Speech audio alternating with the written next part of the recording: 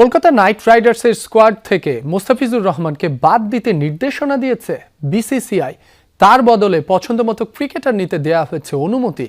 ভারতে হিন্দুত্ববাদী কয়েকটি সংগঠনের বিরোধিতায় বিশৃঙ্খলা আর অস্থিরতা ঠেকাতেই এই সিদ্ধান্ত নেওয়া হয়েছে বলে জানান বিসিসিআই সচিব দেবজিৎ সাইকিয়া।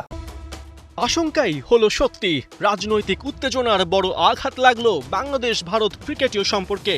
বাংলাদেশকে ঘিরে ভারতের চলমান অস্থিরতায় নতি স্বীকার করলো বিসিসিআই। দেশটির ক্রিকেট বোর্ড আসন্ন আইপিএলে মোস্তাফিজুর রহমানকে দল থেকে বাদ দেবার জন্য কলকাতা নাইট রাইডার্সকে সরাসরি নির্দেশনা দিয়েছে। দেশটির সংবাদ মাধ্যম এএনআই-কে দেয়া সাক্ষাৎকারে এমন সিদ্ধান্ত নেবার কথা স্বীকার করেছেন বিসিসিআই সচিব দেবজিৎ সাইকিয়া। জানিয়েছেন, সাম্প্রতিক পরিস্থিতি বিবেচনায় মোস্তাফিজকে স্কোয়াড থেকে ছেড়ে দেবার জন্য কলকাতা নাইট রাইডার্সকে নির্দেশনা দেওয়া হয়েছে। বিসিসিআই থেকে এটাও জানানো হয়েছে, কলকাতা চাইলে মোস্তাফিজের রিপ্লেসমেন্ট নেবার অনুমতিও তাদের দেয়া হবে। এদিকে বিসিসিআই নির্দেশনা পাবার পর কলকাতাও দ্রুতই সামাজিক যোগাযোগ মাধ্যমে জানিয়ে দেয়, আসন্ন বিপিএলে মোস্তাফিজুর রহমানকে তাদের স্কোয়াড থেকে ছেড়ে দেওয়া হয়েছে। বেশ কদিন ধরেই বাংলাদেশে হিন্দুদের ওপর অত্যাচার হচ্ছে এমন অভিযোগ জানিয়ে আসছে ভারতের বিভিন্ন রাজনৈতিক দল ও ধর্মীয় সংগঠন। দেশটির শিবসেনা নেতা সঞ্জয় নিরুপম সরাসরি মোস্তাফিজকে টার্গেট হিসেবে উল্লেখ করেছেন।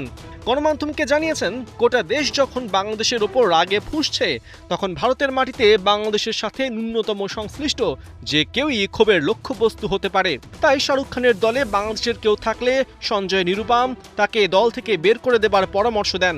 এটা নাকি শাহরুখের জন্যই ভালো হবে, একই সাথে দেশের স্বার্থ রক্ষা পাবে। শুধু হিন্দু ধর্মীয় নেতারাই নন, অল ইন্ডিয়া ইমাম অর্গানাইজেশনের প্রধান ইমাম উমর আহমেদ ইলিয়াসিও মোস্তাফিজকে দলে নেয় শাহরুখ খানকে এক হাত নিয়েছেন। বলিউড তারকার দিকে প্রশ্ন ছুড়ে দেন, বাংলাদেশে ঘটা নৃশংসতা নিয়ে তিনি কি কিছুই জানেন না? এরপরেও কিভাবে আইপিএলে বাংলাদেশ থেকে মোস্তাফিজকে শাহরুখ দলে ফেরান, সেই প্রশ্নও রাখেন ইমাম উমর আহমেদ ইলিয়াসি। এ সময় জাতির কাছে শাহরুখ খানকে ক্ষমা চাওয়ার আহ্বানও জানান। এদিকে শুধু বিজেপি নয়, বিরোধী দল কংগ্রেসও একাট্টা মোস্তাফিজকে বয়কটের প্রশ্নে। বাংলাদেশি ক্রিকেটারদেরকে কে নিলামের পুলে জায়গা দিল সেটাও জানতে চেয়েছেন কংগ্রেস নেত্রী সুপ্রিয়া শ্রীনাথে। এজন্য দেশটির স্বরাষ্ট্রমন্ত্রী বিজেপি নেতা অমিত শাহর ছেলে আইসিসি চেয়ারম্যান জয় শাহর দিকে আঙুল তুলেছেন তিনি। আইপিএলে 2016 থেকে মোট 8টা সিজন খেলেছেন মোস্তাফিজ।